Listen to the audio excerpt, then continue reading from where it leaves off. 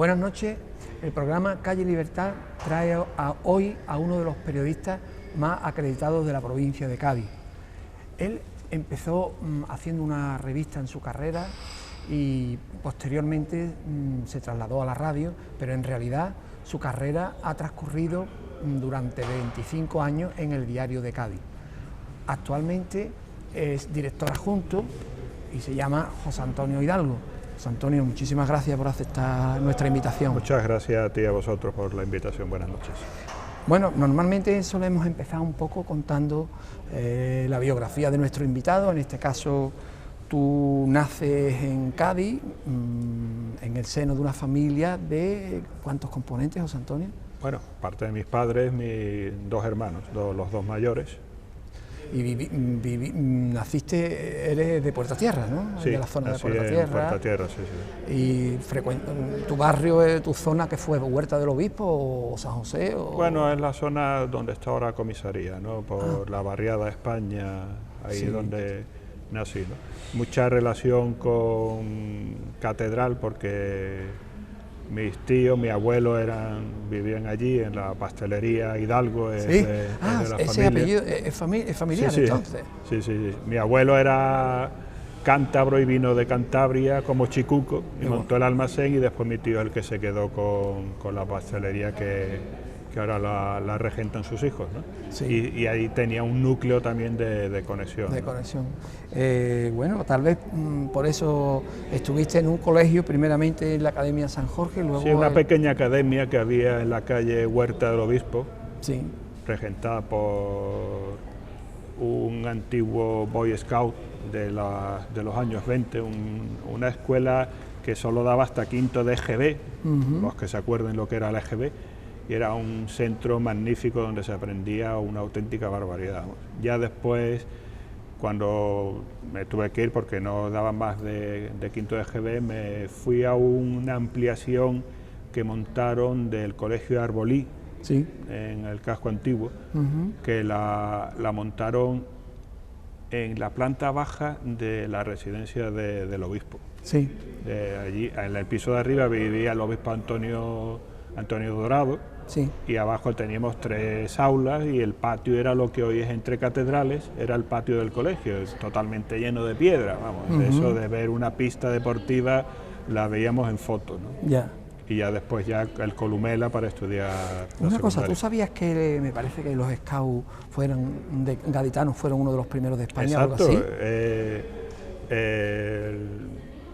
Jorge era el hijo del director del colegio, y el director del colegio era uno de los integrantes de es curioso. No recuerdo cómo se llamaba ese grupo de scout, pero fue el primero que incluso creo que tiene la medalla del trimilenario, no sé qué. Es curioso que hemos comentado ya fuera de micrófono que en Radio Cádiz también fue de las primeras, o no sé si el Ateneo creo que fue primero, también. El ferrocarril Cádiz-San Fernando. Es curioso que en aquella época, aunque ya Cádiz estaba en decadencia, pero todavía parece que... Bueno, ten en cuenta una cosa, que en los años 20 Cádiz y el resto del país había una sociedad un poco dinámica, ¿no? Sí.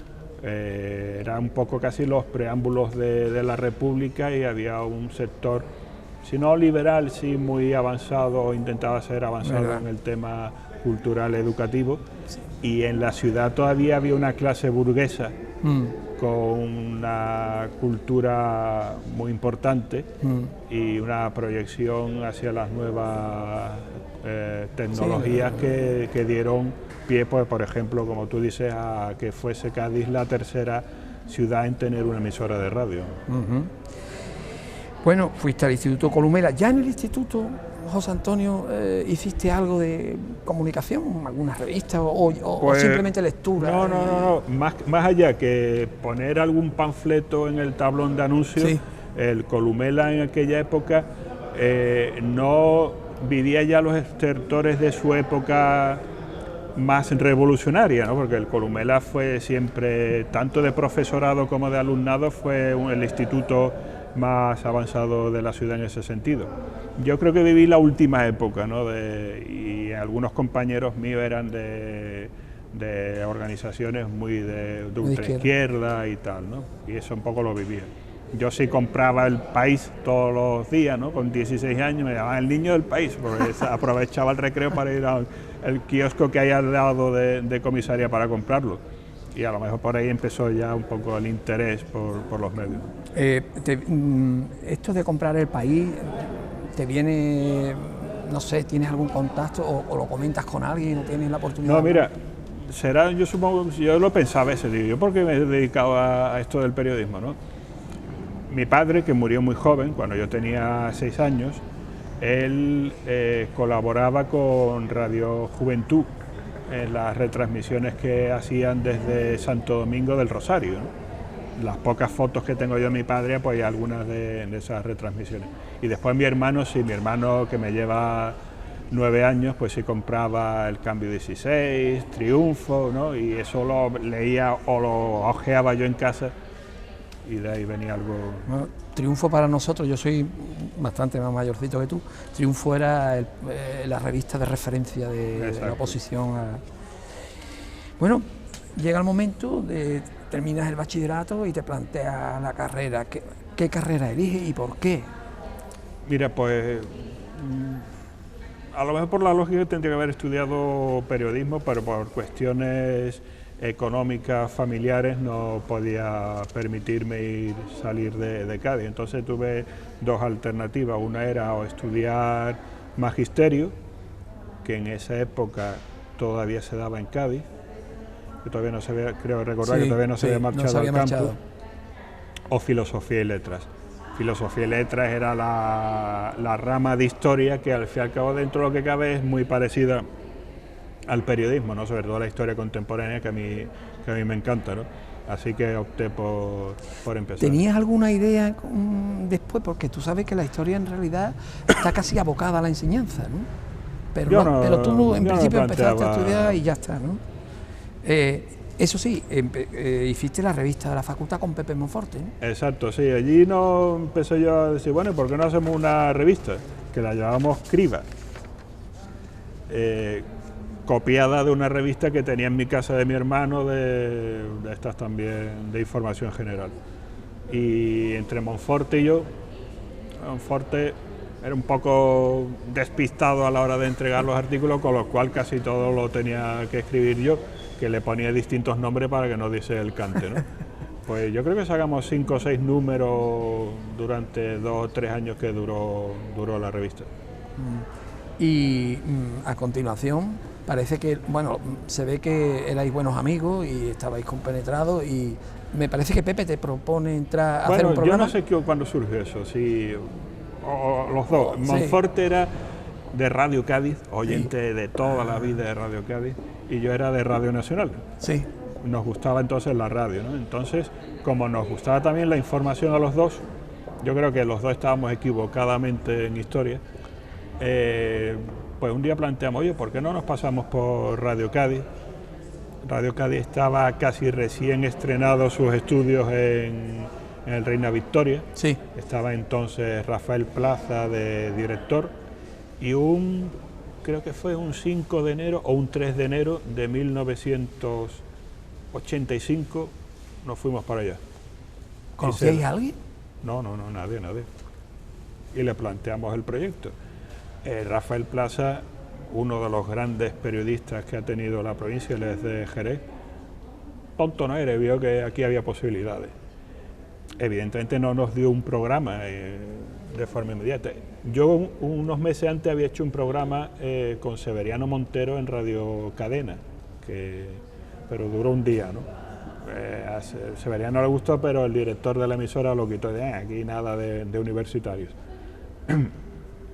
Entonces le planteamos a Rafael la posibilidad de hacer información universitaria en la emisora, él le gustó la idea, y lo que hizo es nos asignó un microespacio dentro del informativo principal de la emisora, que era La Bahía a las 9, que dirigía Inés Alba a las 9 de la noche. Entonces ya a partir de ahí pues nos fuimos metiendo. Primero teníamos ese microespacio, unos meses más tarde nos dijo, bueno, meteros en la FM, y empezamos los martes por la noche un programa de FM que se llamaba Con el agua al cuello, Pues que duraría 2 años por ahí, y cada martes por la noche, durante 2 o 3 horas, hablábamos de temas de la universidad y de temas juveniles. Hacíais el guión, me imagino. Bueno, el guión lo hacía yo. El guión lo hacías tú, ¿no? Monforte, si me está viendo, él sabe que tengo razón, es caótico. Sin embargo, yo era más de Radio Nacional. Es decir, Radio Nacional era el guión exacto y tal, ¿no? Entonces yo llevaba mi guión, a qué hora entraba cada micro, quién hablaba, etcétera, etcétera. Él 5 minutos antes del programa venía y me destrozaba todo, pero me lo destrozaba para bien, porque se había enterado de no sé qué, había traído tal entrevista, y lo que hacía era enriquecer el programa. A mí me descontrolaba, pero él lo que hacía era, le daba la calidad extra al programa, ¿no? Bueno, os vais metiendo y termináis en informativo, ¿no? Hacemos de todo, ¿no? Ya. Sí, mira, yo he llegado a hacer hasta deportes. Sí. Yo he llegado a hacer hasta el programa deportivo que hacía Juan Manuel Pedreño. Sí. Ahora mismo no recuerdo cómo se llamaba el programa. Que 2 días no pudo él, por lo que sea. Y estaba yo solo en la emisora. Pues haz deporte. Yo es que no sabía ni quién era el entrenador del Cádiz, ni dónde, porque a mí el fútbol jamás me ha gustado. Siempre lo digo en el diario, como no he hecho la mili, pues lo que cuento esas historias. Siempre digo que fue la primera vez en la historia de Radio Cádiz que no se habló de fútbol. Hablé de otras cosas y digo, nah. Bueno, pues ahí hacíamos de todo. Monforte, que le encantaba y le encanta todas las tradiciones gaditanas, pues lo abordaba con el carnaval, y entonces ahí tenía otro gran maestro que fue Pepe Benítez. Entonces, yo, que a mí el carnaval no me gustaba, pues me ponía en la parte técnica, ¿no? Con los controles, pues nos íbamos al Teatro Andalucía, que en esa época nos tocó el Teatro Andalucía, salíamos por las noches en carnaval y grabábamos programas en falso directo, ayudábamos a Antonio Yélamo cuando Inés se fue a Sevilla como jefa de informativos, y ya nos fuimos integrando en los informativos de ¿Te costaba, José Antonio, la radio? No sé si tú eres tímido o no lo eres. Yo soy muy tímido. Es decir, aquí hablo porque están los cámaras y tú, si no, no hablaría. Yo soy una persona, bueno, era más tímido antes que ahora, ¿no? Pero la radio es que te encuentras el micrófono y no te da yo teniendo claro lo que quería decir no me daba vergüenza. La radio, lo que me encantaba era la inmediatez de la noticia. Y yo recuerdo, creo que fue la primera o sería la segunda, ¿no? Por los años en que entré yo, sería a lo mejor la segunda o tercera huelga que le hicieron general a Felipe González. Entonces Radio Cádiz se convirtió en el centro andaluz de información. Pues yo me acuerdo que me fui con Rafael Plaza a las 6 de la mañana a las cocheras de tranvía para ver si había algún conflicto y tal, y estuvimos de 6 de la mañana a 9 de la noche seguido, pero lo que se dice seguido, trabajando, y fue algo magnífico. Pero al fin y al cabo, aunque a mí me encanta la radio y sigo escuchando la Radio Nacional, yo soy más de... Eres más de periódico, ¿no? De escribir. ¿Sigues escuchando Radio Nacional? ¿Sigue teniendo una calidad considerable? Hombre, es decir, Radio Nacional, el problema que tiene es que da bandazos en cuanto que hay un cambio político. Ahora ha mejorado un poco después de haber desmantelado la emisora el gobierno actual. Ha remontado un poco, ¿no? Pero yo intento ser fiel a... ¿Radio 3? No, Radio 3 la escuchaba de joven. Tampoco que sea un viejo, ¿no? Pero vamos, que en el 80 y tantos, cuando escuchaba yo radio, escuchaba Radio 3. Eran los primeros inicios de Radio 3, sí. Eran los primeros inicios.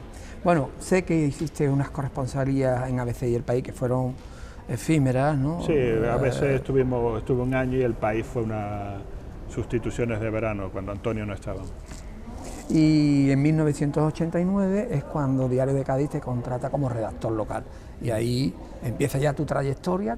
Sí, Monforte había llegado antes al diario, le habían llamado porque necesitaban gente que supiese de carnaval, de Semana Santa y tal, y él tiró un poco de mí, ¿no? Cuando en esos 2 años, 88-89, la plantilla del diario se incrementó notablemente, hubo una apuesta por la información local y provincial más potente, ¿no? Entonces, uno de los que me llevaron fueron a mí, que entré en abril del 89.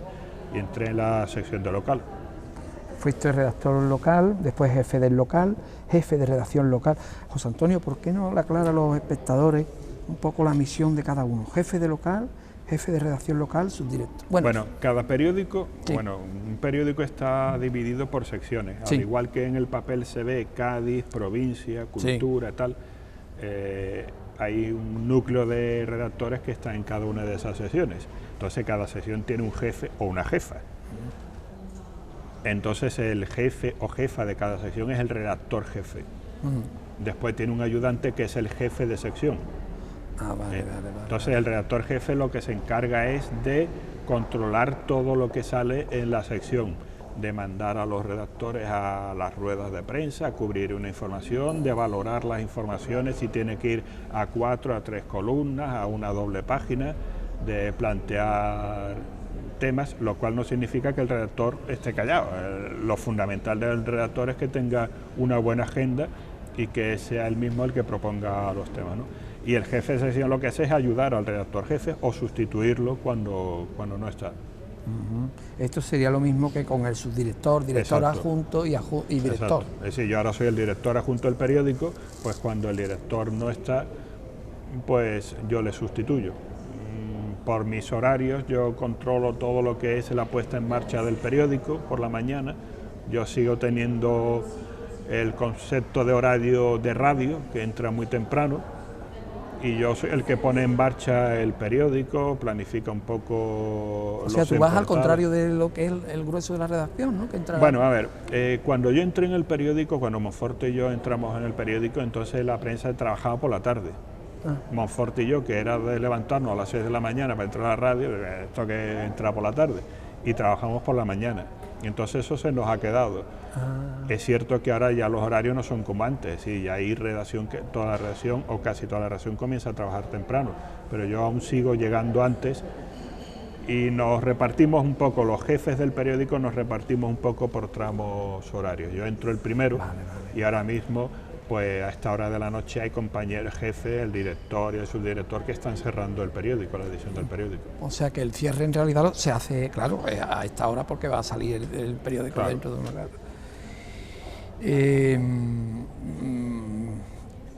Quería también comentarte que fuiste un episodio de tu vida, un par de episodios como comisario de dos exposiciones, una la del tranvía y el derribo de las murallas y el otro la de 140 aniversario del periódico. Sí, mira, en el 2006 se cumplían 100 años del comienzo del derribo de la muralla de la ciudad, y coincidía a la vez con la puesta en marcha del tranvía entre Cádiz y San Fernando. A mí siempre me han gustado los temas de la ciudad, al fin y al cabo casi siempre he trabajado en información local. Pues le planteé a la empresa una posibilidad de hacer algo diferente, en lugar de hacer los típicos reportajes, digo, oye, vamos a hacer algo, y le planteé una exposición. Tú ya habías visto que había material, ¿no? O fotos o lo que fuera. Bueno, sí, a mí me gusta la fotografía, y en mi casa tengo una colección bastante amplia de fotografías de la ciudad, ¿no? Postales antiguas, etcétera, ¿no? Entonces, de la muralla era evidente, ¿no? Aparte, hacía poco había sacado Suárez Japón un libro sobre la muralla de la ciudad, el derribo y tal, ¿no? Le planteé eso y digo, bueno, vamos a unificar los dos, porque los dos, al fin y al cabo, supusieron un primer paso para el desarrollo de la ciudad del siglo XX. El derribo de la muralla, que permitía, o debía haber permitido, la expansión por puerta a tierra, que se retrasó unas décadas más, y el tranvía, que suponía la conexión con la ciudad más cercana a Cádiz, que era San Fernando, ¿no?